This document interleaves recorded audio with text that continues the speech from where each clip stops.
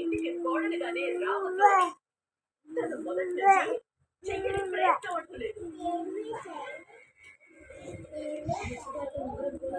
చెట్టుకి లేకుండా వెళితే సీతకి ఫోన్ చేసి నగలన్నీ వెనక్కి తీసుకురమ్మని చెప్తాను. ఈ నగ మనదే కదా, మా దగ్గర లేదు అని చెప్పారు కదా.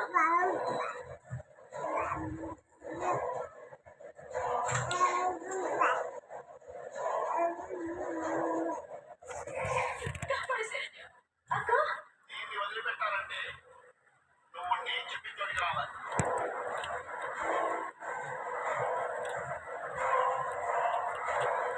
మా అక్క ఎక్కడ ఉందో చెప్పు. నేను ఇక్కడికి తీసుకురామని చెప్పి మీ అక్కే మాకు డబ్బులు ఇచ్చింది.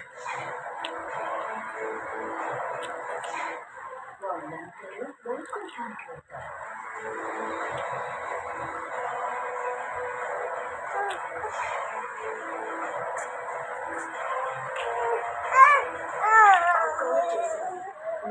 చూడడానికి ఊట పెట్టించమని నేను అడిగానా?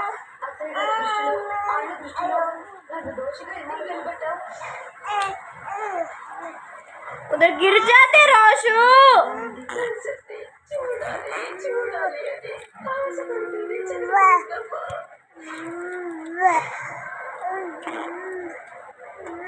కనీసం ఆ ఫేస్ వాష్ చేసుకో.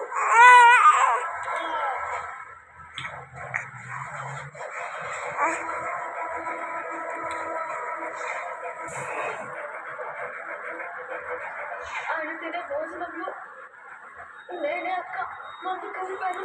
కావాలి విషయం కలిపేది నేను కలిపింది విషయం కాదు, ఒక మందక్క.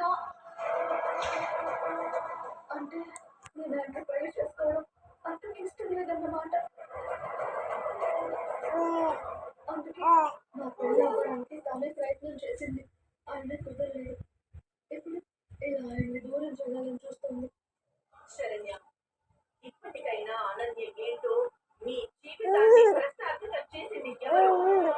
क्या కళ్ళకు కట్టినట్టు అర్థమైంది కదా. क्या